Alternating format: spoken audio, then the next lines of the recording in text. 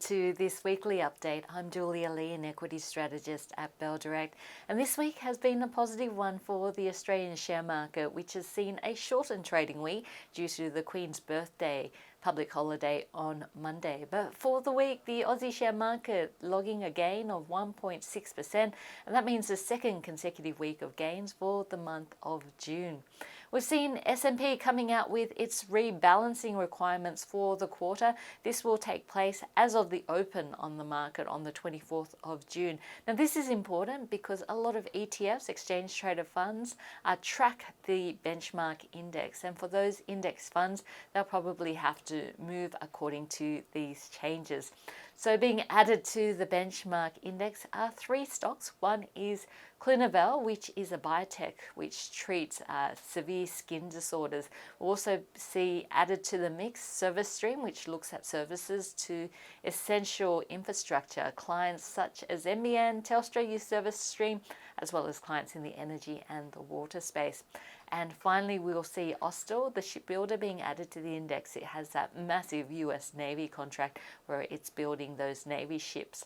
Of course, if three come in, three must go out. And the three companies which will leave the index include Seven West Media. It has been under pressure as traditional media comes under pressure. The stock price actually down 44% over the last 52 weeks. We'll also see coming out of the index Sierra. We've seen graphite prices under pressure as well as problems at its Balmer project. That stock actually down by 60% over the last 52 weeks. And finally, Navitas, it'll be coming out of the index because it is being taken over. Of course, this week we've seen a number of investor days and unfortunately a number of downgrades coming through and profit warnings. We have seen negative news coming out for Challenger as well as Stockland Group and Wesfarmers as well. So having a look at what the brokers are saying about these three stocks. There are, of course, different ratings for different stocks with brokers having different views, but it looks like Macquarie is showing some support for Challenger as well as Stockland. One thing that is common throughout those ratings is that all seem to be relatively negative on Wesfarmers, which came out with updates for Kmart and Target, with both of these divisions underperforming expectations. Citi actually having a straight out sell on Wesfarmers and Ords having a lighten recommendation. Having a look at Wilson's, which is looking across different asset classes and different markets for portfolio construction and looking at a traffic light indicator. First of all, valuations are flashing green across all markets with the exception of emerging markets where a neutral position is being signalled. Secondly, the macroeconomic picture for Australia, the US and Europe has deteriorated to the point where an underweight position is now being signalled. And thirdly, sentiment, momentum and technical analysis are all flashing neutral, and they have been for some time. So overall, Wilson's is neutral in terms of asset allocation and portfolio construction.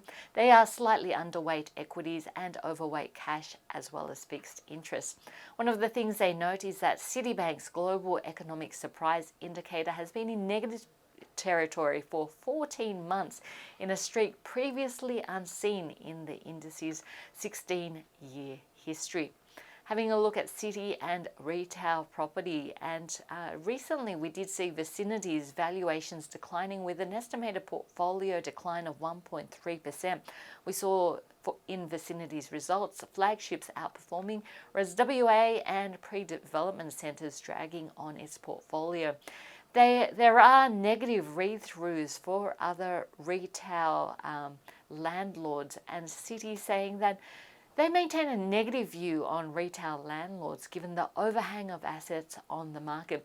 They continue to see shopping centre values declining, and they reiterate sells on a number of retail landlords including Essentia, GPT, SCA Property, Charter Hall Retail, as well as BWP Trust. Their preference in property and REITs is anything outside of non-retail. Having a look at the calendar for the week. This is especially important given the number of downgrades that we saw at Investor Days this week.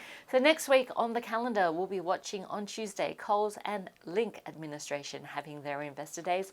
On Wednesday, we'll be watching the Clydesdale CYB's Capital Markets Day. And on Thursday, we will be watching Goodman Group's Investor Day, as well as Sydney Airport's coming out with its May numbers.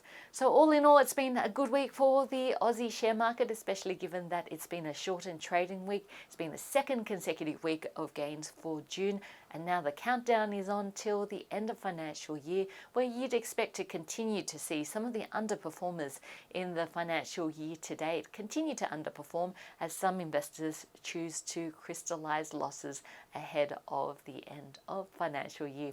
I'm Julia Lee, an equity strategist at Bell Direct. Hope to see you next week.